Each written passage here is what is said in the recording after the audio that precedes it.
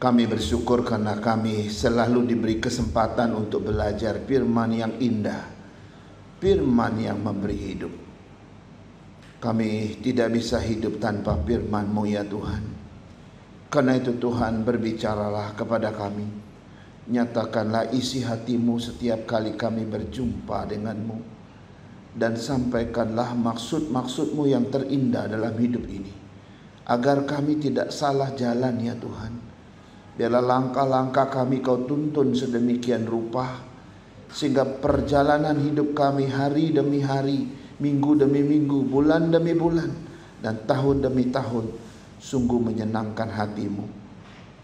Pada waktu ini kami sedang duduk tenang di hadapan Tuhan. Bila Roh Kudus boleh berbicara dalam hati kami, membuka hati kami ya Tuhan, sehingga kami boleh mengisinya dengan suatu kebenaran yang kekal, dan kami boleh hidup dalam kedamaian dan sukacita Allah sendiri. Hamba-Mu Kau urapi, kami semua Kau urapi. Biarlah Roh Kudus yang berbicara kepada kami. Di dalam nama Yesus kami berdoa. Amin. Amin. Shalom Bapak Ibu Saudara sekalian. Ya, selamat bertemu kembali pada hari Minggu ini, dan hari yang sangat membahagiakan di mana kita terus boleh berjumpa Tuhan. Saudara, mari kita baca 3 ayat dalam Alkitab kita. Yang pertama itu kitab Kejadian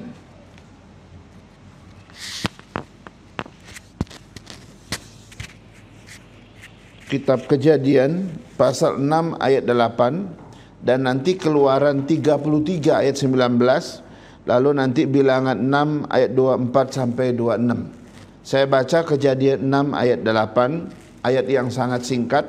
Demikian firman Tuhan, tetapi Nuh mendapat kasih karunia di mata Tuhan. Saya ulangi lagi, Kejadian 6 ayat 8, tetapi Nuh mendapat kasih karunia di mata Tuhan. Kita pindah ke Keluaran 33 ayat 19.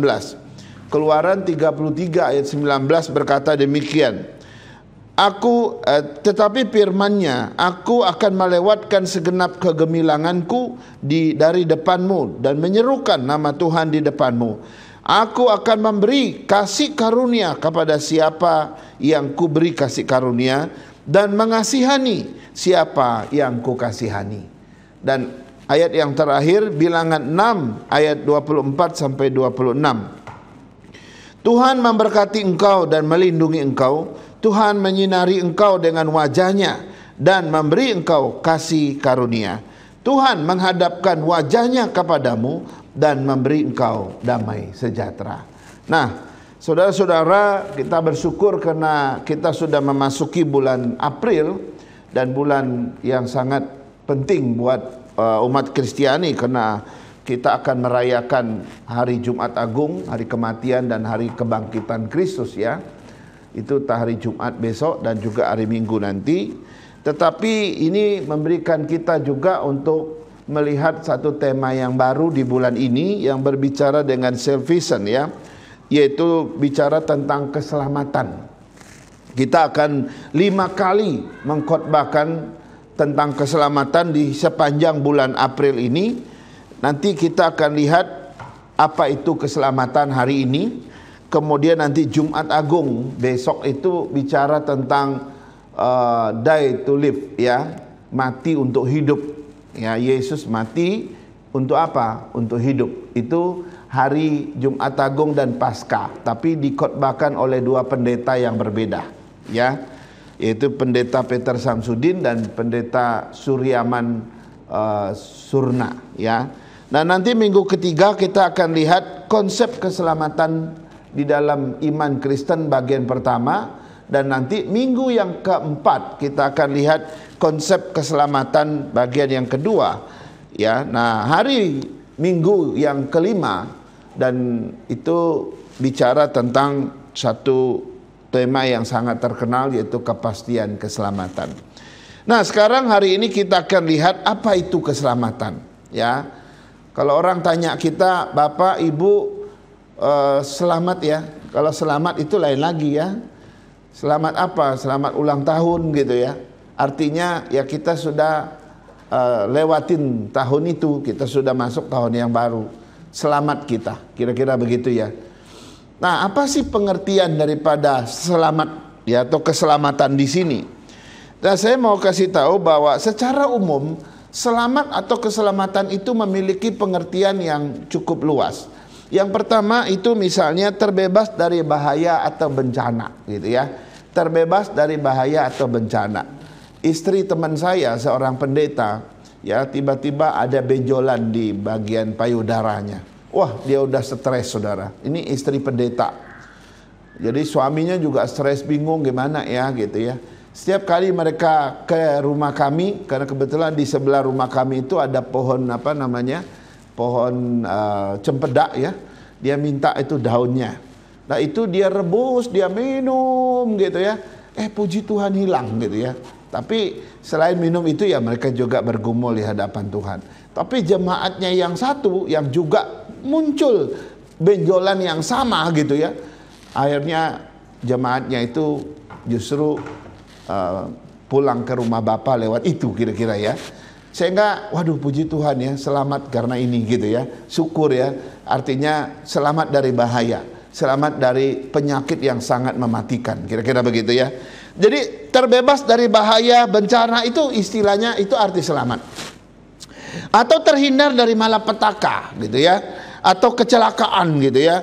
Banyak orang celaka gitu ya, syukur nggak patah kakinya gitu, tapi luka-luka iya gitu ya. Cuma syukur nggak mati gitu kira-kira ya. Tapi kita masih bisa bangun kira-kira gitu ya. Atau bebas dari gangguan, bebas dari ancaman gitu ya. Orang pernah ke rumah kita gitu ya, lalu merusak pintu dari luar, mereka mau ngerampok, tetapi hanya karena seekor anjing kecil mereka lari terbirit-birit. Puji Tuhan kita boleh diselamatkan dari ancaman yang sangat mengerikan gitu ya. Atau keselamatan juga berarti kita itu terlindung, suatu situasi yang dimana kita terlindungi, dimana kita itu terjaga gitu ya, dan kita akhirnya ya bebas dari kondisi yang mengerikan. Dan yang paling penting, yang paling jelas adalah keselamatan itu adalah suatu keadaan yang aman gitu ya, keadaan yang aman, keadaan yang tentram, keadaan yang damai gitu ya, keadaan yang sejahtera, baik secara fisik, secara sosial, secara apalagi spiritual, secara finansial gitu ya. Ya kita punya duit ya cukup lah gitu ya. Atau secara politis, secara emosional, secara pekerjaan kita cukup lah untuk menghasilkan, menghidupi kita. Atau secara psikis gitu ya, psikis kita baik-baik saja gitu ya. Nah itulah yang disebut dengan keselamatan. Jadi pengertian makna keselamatan secara umum itu seperti itu. Satu keadaan yang aman, yang tentram, yang damai, yang sejahtera, baik secara fisik, sosial, spiritual, finansial gitu ya, emosional, pekerjaan maupun secara psikis gitu. Apa artinya kalau saya punya uang miliaran gitu ya, tapi psikis saya terganggu gitu. Ya, orang lihat saya ini setengah gila nih bapak ini gitu ya. Apa artinya gitu? Banyak duitnya tapi psikisnya terganggu. Nggak selamat artinya gitu ya. Nah, itulah arti keselamatan secara umum, saudara ya. Nah, semua agama, semua kepercayaan di dunia ini punya pengertian dan makna keselamatannya masing-masing. Ya, kalau kita telusuri setiap agama, setiap kepercayaan itu punya konsep keselamatan. Nah, kita dalam mempelajari tentang keselamatan di dalam sekolah Alkitab, kita akan mempelajari keselamatan menurut Muslim kayak apa. Keselamatan menurut Buddhis itu kayak apa. Nah itu sering kali kita pelajari gitu ya, dan sebagainya gitu ya. Nah itu sebabnya keselamatan itu sering disebut sebagai suatu ajaran yang eksklusif setiap agama. Ya, Muslim punya ajaran eksklusif tentang keselamatannya sendiri. Buddhis begitu juga. Kemudian Hindu juga begitu. Kristen juga begitu. Semua agama nggak sama. Gitu ya.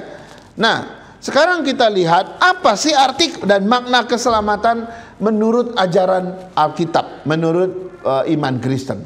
Sekarang kita lihat, saudara, kalau kita mengkaji tentang keselamatan, maka kita harus belajar dari asal katanya, dari kata aslinya. Nah, kata keselamatan di dalam bahasa Yunani itu disebut dengan soterios. Ya, soterios itu suatu kata yang menyebutkan bahwa ada tentang keselamatan, gitu ya. Soterios itu kemudian menjadi soteriologi kalau menjadi ilmunya, gitu ya. Sehingga soteriologi itu artinya apa? Ilmu tentang keselamatan, ajaran tentang keselamatan yang bersumber dari Alkitab. Nah, itu yang kita ketahui dalam Alkitab, gitu ya. Nah, ajaran tentang keselamatan menurut Alkitab ini selalu menunjuk kepada apa dan siapa, saudara? Itu selalu menunjuk kepada penebusan yang dilakukan oleh Yesus Kristus di atas kayu salib. Jadi kalau iman Kristen bicara tentang apa itu keselamatan, maka keselamatan itu selalu menunjuk kepada karya keselamatan di atas kayu salib ini yang dilakukan oleh Kristus, ya, di mana firman Tuhan berkata, dan keselamatan tidak ada di dalam siapapun juga selain di dalam Dia, sebab di bawah kolong langit ini tidak ada nama lain yang diberikan kepada manusia yang olehnya kita dapat diselamatkan. Jadi karya keselamatan Kristus itu adalah inti daripada keselamatan yang diajarkan oleh Alkitab. Nah, yang menarik sekali di sini, saudara, arti dan makna keselamatan yang dibicarakan oleh Alkitab di sini itu berbeda dengan arti dan makna keselamatan secara umum tadi. Itu beda. Kalau secara umum, mohon maaf saja, itu hanya bersifat atau berkaitan dengan fisik kita, berkaitan dengan psikis kita, mental kita, berkaitan dengan situasi yang kita hadapi. Itu bicara keselamatan secara umum. Tetapi kalau kita bicara keselamatan menurut Alkitab, saudara, ini bicara tentang roh dan jiwa kita. Roh dan jiwa kita. Apa yang terjadi setelah kita mati? Setelah mati aku akan kemana? Kita nggak tahu. Nah, itu semua dijelaskan oleh Alkitab tentang keselamatan roh dan jiwa kita. Maka kadang-kadang kalau kita menginjili orang, ada satu pertanyaan yang mengejutkan orang di awal yang harus dilontarkan. Bapak, boleh nggak saya berandai-andai, seandainya Bapak hari ini mati, kira-kira Bapak kemana? Saudara, banyak orang nggak bisa jawab pertanyaan itu. Ya, saya nggak tahu, terserah Tuhan lah. Ada yang bilang saya ke surga. Tapi kalau kita tanya lagi, kenapa Bapak yakin kalau Bapak ke surga? Nggak bisa jawab juga. Jadi pertanyaan itu, saudara-saudara, banyak orang nggak bisa jawab karena sebenarnya dia nggak mengerti tentang arti yang disebut dengan keselamatan. Tapi orang yang belajar keselamatan, memahami keselamatan dari firman Tuhan berdasarkan ajaran iman Kristen, dia pasti bisa jawab. Karena dia tahu setelah aku mati, roh dan jiwaku akan kembali kepada Sang Pencipta, yaitu Kristus. Dan aku akan selamanya bersama dengan Dia. Jadi orang Kristen kalau ditanya, kalau hari ini kau mati, kau akan kemana? Saya akan ke surga. Yakin? Yakin. Kenapa saudara yakin ke surga? Karena Yesus bilang, Dia akan bawa saya ke surga. Jelas kan? Tapi kepercayaan yang lain, agama lain, susah sekali jawab kalimat itu. Ya insya Allah lah. Gitu ya. Beda ya. Nah, tetapi konsep keselamatan ini, saudara, di dalam kekristenan itu ternyata masih beda-beda. Ada 3 kelompok di dalam kekristenan yang sangat berbeda pandangan mereka tentang ajaran keselamatan menurut Alkitab. Yang pertama, misalnya, saya sebut saja kelompok universal. Ya, mereka sebut diri mereka universal Kristen. Orang-orang Kristen yang menganggap ya segala sesuatu itu bersifat universal. Termasuk keselamatan bagi mereka pun dianggap universal. Nah, kelompok universal Kristen ini, mereka percaya bahwa keselamatan itu bersifat universal. Artinya bersifat berlaku umum, bersifat bagi siapa saja. Artinya pada akhirnya semua manusia di muka bumi ini pasti selamat dah. nggak ada yang tertinggal, pasti selamat. Walaupun nanti mungkin dia sempat disiksa dulu nggak masalah, tapi kalau dia sudah waktunya, dia pasti selamat. Ajaran mereka mengatakan demikian, keyakinan dan iman mereka. Ini kelompok universal. Saya nggak tahu saudara menganut ini atau tidak. Ya, kelompok yang menganut ini, kalau kita ajar mereka tentang soal keselamatan, mereka akan bilang, tenang Pak, mungkin saya sempat ke neraka dulu, nanti setahun 2 tahun saya punya dosa sudah dibakar habis di neraka, setelah itu sudah nggak ada dosa lagi yang dibakar, saya bisa dibawa langsung dilempar ke surga. Oh, enak banget ya. Ajarannya dari mana? Alkitabnya ngomong apa? Gitu nggak? Enggak gitu ya. Ya. Kelompok yang kedua itu kelompok kaum Armenianisme namanya, kaum Armenian. Nah, kaum Armenian ini menekankan kehendak bebas manusia itulah yang menentukan selamat atau enggak selamat.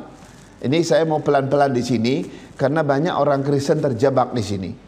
Mereka berkata, saya selamat itu ya tergantung kehendak bebas saya lah. Kalau saya taat sama Tuhan, ya saya pasti selamat lah.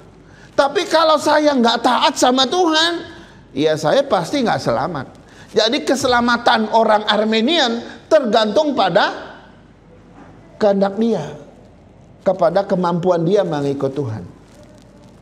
Hati-hati ya, orang Armenian mungkin tidak ngaku dia orang Armenian, tapi banyak orang atau jemaat Tuhan yang punya pandangan seperti orang Armenian. Sehingga apa yang terjadi? Ayo rajin ke gereja.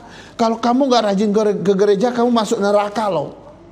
Ayo rajin pelayanan. Kalau kamu nggak rajin pelayanan, kamu bisa masuk neraka. Dalam konsep mereka, keselamatan kita itu tergantung pada rajinnya kita datang ke gereja, rajinnya kita pelayanan, rajinnya kita mencari Tuhan.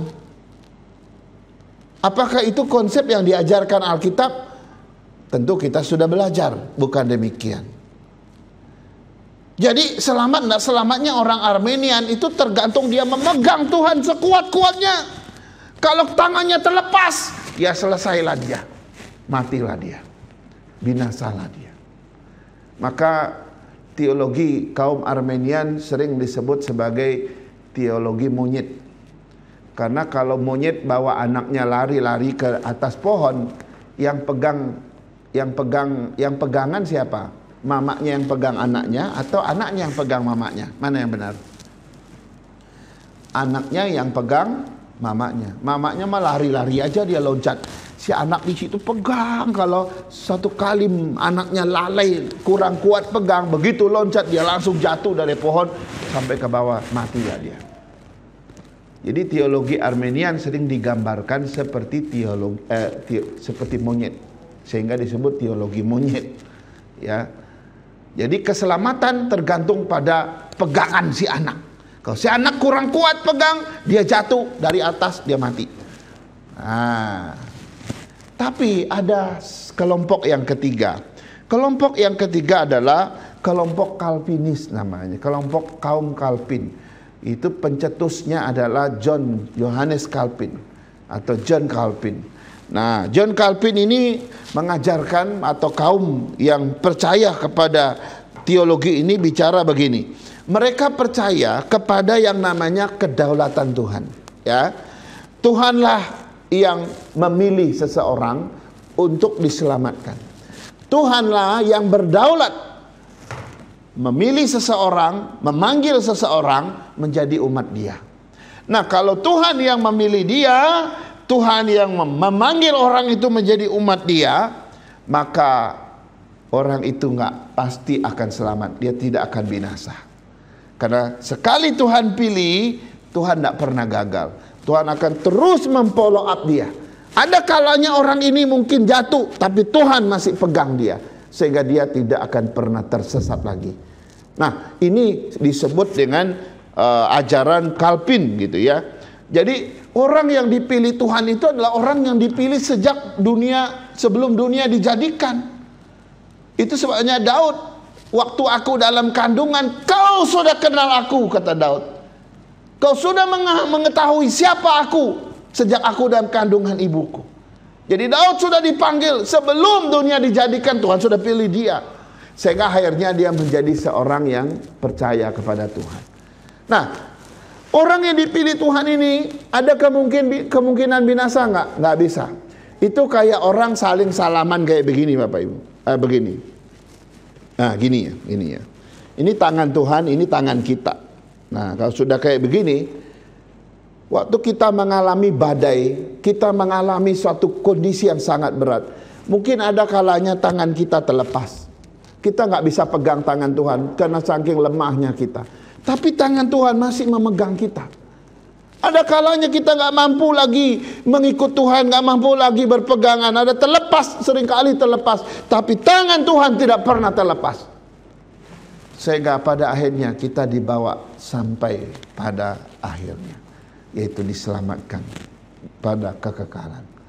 Nah, jadi kaum universalism atau universal, kaum Armenian gitu ya, kaum Calvinis itu punya konsepnya masing-masing. Tetapi memang ada seperti dasar-dasar dalam Alkitab gitu ya, yang mengatakan demikian. Tetapi ada kondisi yang sedikit kurang jelas di dua hal ini.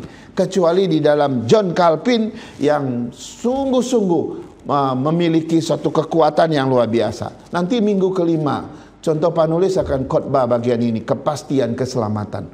Bahwa kita akan melihat bagaimana Tuhan begitu kuat dalam pilihan dia, keselamatan yang dia berikan kepada kita.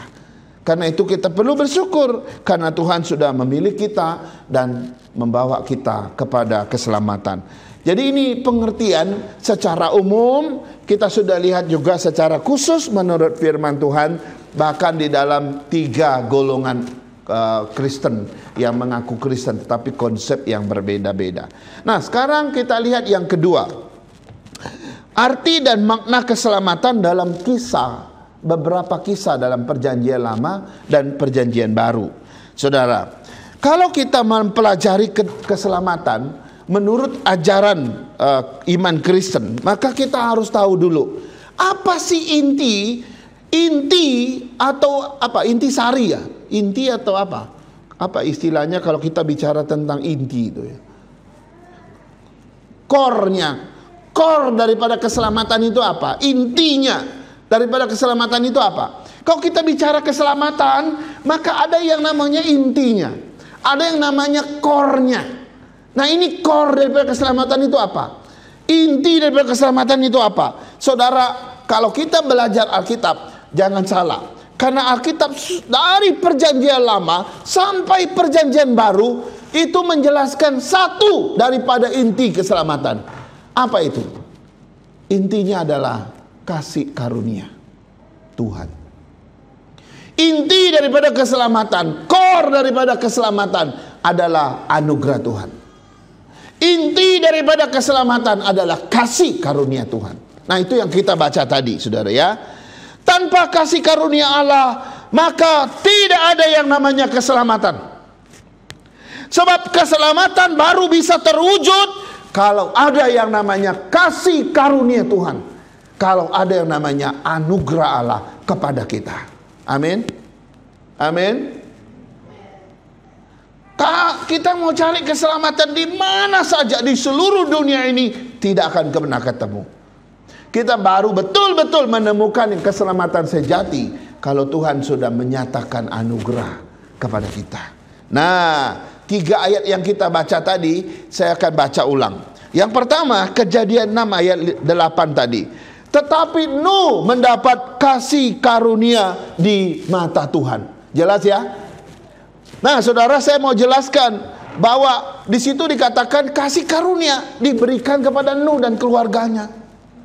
Yang kedua, Keluaran 33 ayat 19.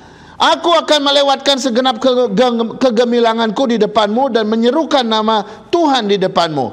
Aku akan memberikan kasih karunia kepada siapa ku beri kasih karunia, dan mengasihani kepada siapa yang ku kasihani. Luar biasa ya. Ayat yang terakhir, Bilangan 6 ayat 24 sampai 26. Tuhan memberkati engkau dan melindungi engkau. Tuhan menyinari engkau dengan wajahnya dan memberi engkau kasih karunia. Tuhan menghadapkan wajahnya kepadamu dan memberi engkau damai sejahtera.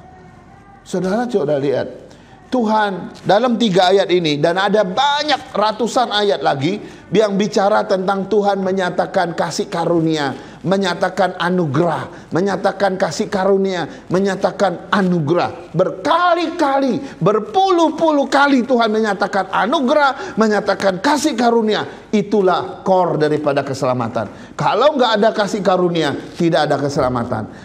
Keselamatan baru ada ketika Tuhan beranugerah. Sudah lihat itu? Luar biasa ya. Nah, sekarang kita lihat ya. Kita lihat kisah dalam perjanjian lama dan perjanjian baru. Saya cuma ambil 4 kisah saja. Pertama, kisah Nuh, saudara ya. Pada zaman Nuh, kejahatan manusia mencapai pada puncaknya. Semua manusia menjadi bejat, jahatnya luar biasa. Ya, Alkitab menyebutkan bahwa semua manusia jahat di mata Tuhan. Ini di dalam kitab Kejadian, kita baca itu. Ya, sebenarnya bukan semua orang yang jahat itu yang jahat. Termasuk Nuh pun dan keluarga pun sebenarnya termasuk orang jahat sebenarnya. Cuma tidak di dalam pengertian jahat seperti orang luar. Cuma dia tetap sebagai orang yang mendapat kasih karunia Tuhan.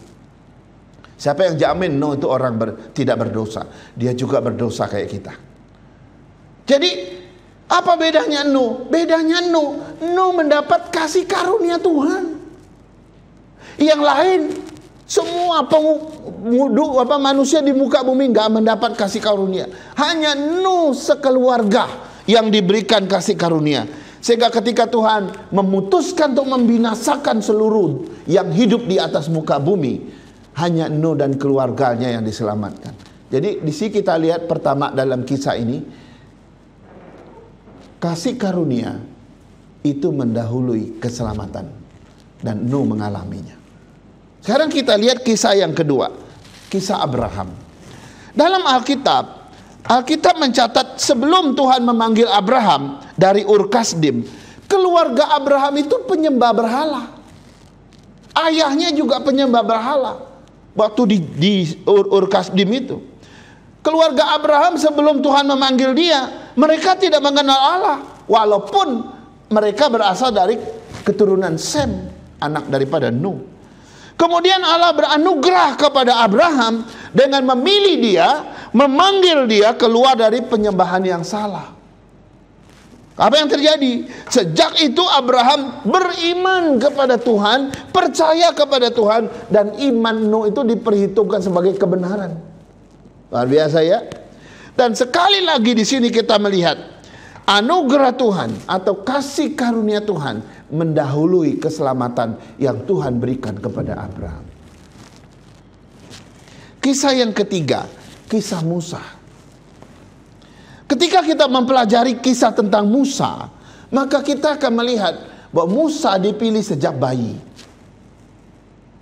Pemilihan Tuhan terhadap Musa ini sangat dramatis.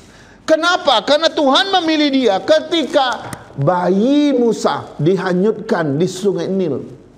Dan waktu itu dia dihanyutkan di sungai Nil, Tuhan sudah atur jalan hidupnya setelah itu. Dengan belas kasihan daripada putri Firaun, bayi Musa diambil, diadopsi menjadi anaknya. Tuhan sudah mengatur jalannya. Tuhan sudah beranugerah kepada Musa. Dan kelak bayi yang dihanyutkan itulah yang akan Tuhan pakai untuk membawa bangsa Israel keluar dari Mesir. Luar biasa ya. Nah, walaupun ketika Tuhan memanggil Musa, ketika dia sudah 80 tahun, dia menolak panggilan Tuhan 5 kali seperti yang kita sudah lihat di dalam Bible study kita. Tetapi Tuhan tetap beranugerah kepada dia. Tuhan tetap jadi pemenangnya. Akhirnya Musa mau diutus ke Mesir. Sekali lagi dalam kisah yang ketiga, kita melihat kasih karunia Tuhan mendahului keselamatan yang diberikan kepada Musa. Kisah yang keempat, kisah yang terakhir itu kisah Rasul Paulus. Siapa yang tidak tahu Paulus? Semua kita tahu kisah pertobatannya, bukan? Dulu Paulus seorang yang sangat membenci orang Kristen. Bahkan dia mendapatkan surat resmi dari dewan orang Yahudi yang tertinggi untuk menangkap orang Kristen, memenjarakan mereka, kalau perlu membunuh mereka dengan sah. Tetapi dalam perjalanan dia menuju ke Damsyik, Tuhan beranugerah kepada dia. Tuhan menyatakan kasih karunia kepada dia. Tuhan pakai satu sinar yang sangat terang menghantam matanya. Hanya dia terpental dari kudanya, lalu dia jatuh. Dan waktu itu dia langsung buta. Lalu ada suara, "Saulus, Saulus, mengapa kau menganiaya aku?" Lalu Saulus dalam kebutaannya bertanya, "Siapakah engkau?" Lalu suara itu berkata, "Akulah Yesus yang kau aniaya itu." Maka sejak itu Paulus bertobat dan terima kasih karunia Tuhan. Dan dia menjadi seorang rasul yang luar biasa. Sampai hari ini kita melihat karya dia luar biasa. Artinya apa? Dalam kisah yang keempat, sekali lagi untuk yang keempat kali, kita menemukan kasih karunia mendahului keselamatan. Nah, saudara-saudara, apa yang saya ingin katakan di dalam 4 kisah ini? Bahwa kasih karunia Tuhan mendahului keselamatan. Tanpa kasih karunia Tuhan, tanpa Tuhan beranugerah, maka tidak akan ada yang namanya keselamatan. Karena itu saudara-saudara, keselamatan itu adalah sesuatu pemberian yang cuma-cuma dan hanya diberikan oleh Allah. Kita nggak bisa usahakan dengan kekuatan kita sendiri. Walaupun saya punya kekayaan, harta, uang yang begitu banyak, saya nggak bisa mencari keselamatan jiwa atas diriku, nggak bisa. Kecuali Tuhan beranugerah memberikannya kepada saya. Nah, saudara-saudara, saya nggak tahu kapan Bapak Ibu yang sudah menerima anugerah Tuhan ini, saya nggak tahu. Kapan Tuhan sudah beranugerah kepada kita? Siapa yang ingat kisah itu dan kapan itu terjadi? Saya harap kita tidak melupakannya. Saya teringat betul ketika saya menerima anugerah Tuhan. Itu ketika hari Jumat Agung pada bulan April tahun 93. Waktu itu saya kelas 2 SMA. Di sana saya mendengar Pak Pendeta saya berkhotbah. Dan hari itu saya bertobat, menerima kasih karunia Tuhan. Sejak itu hidup saya berbeda, hidup saya menjadi baru. Setahun setelah itu lagi saya dipanggil untuk yang panggilan keduanya, untuk menjadi seorang pendeta, menjadi seorang hamba Tuhan. Dan akhirnya begitu saya lulus tahun 93, saya akhirnya langsung masuk sekolah Alkitab. Saudara, mari kita mensyukuri kesempatan, anugerah, dan kasih karunia yang Tuhan berikan pada kita. Jangan menyia-nyiakannya, saudara. Kalau saudara sudah menerima anugerah Tuhan, sudah menerima kasih karunia itu, jangan menyia-nyiakannya. Hargai itu, pelihara itu, terus hidup di dalamnya, saudara-saudara. Saya mau mempersiapkan kita untuk menyambut Jumat Agung hari Jumat ini. Mari kita lihat Jumat Agung atau hari kematian Tuhan bukan sebagai suatu tradisi. Setiap kali kita merayakan hari kematian Tuhan, itu sebenarnya momen Tuhan menyatakan anugerahnya pada kita. Momen Tuhan menyatakan kasih karunia-Nya pada kita. Pertanyaan saya, berpuluh-puluh kali kita merayakan hari kematian Tuhan, adakah kita menerimanya? Adakah kita mensyukurinya? Saya nggak tahu.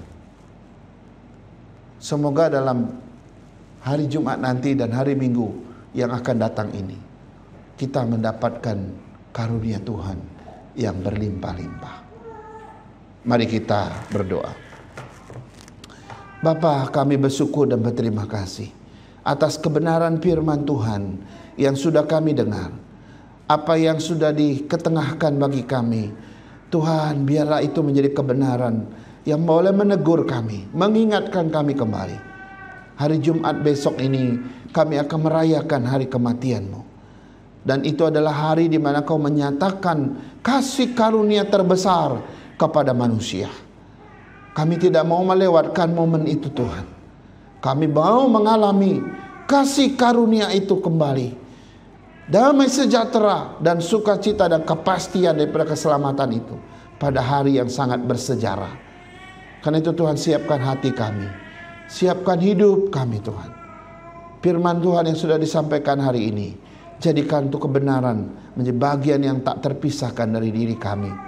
Dan mulai hari ini kami akan menghargai dan juga sangat menghormati keanugerah Tuhan yang Tuhan sudah nyatakan bagi kami. Terpujilah Engkau Bapa, dalam nama Yesus yang punya firman kami berdoa. Haleluya. Amin. Amin.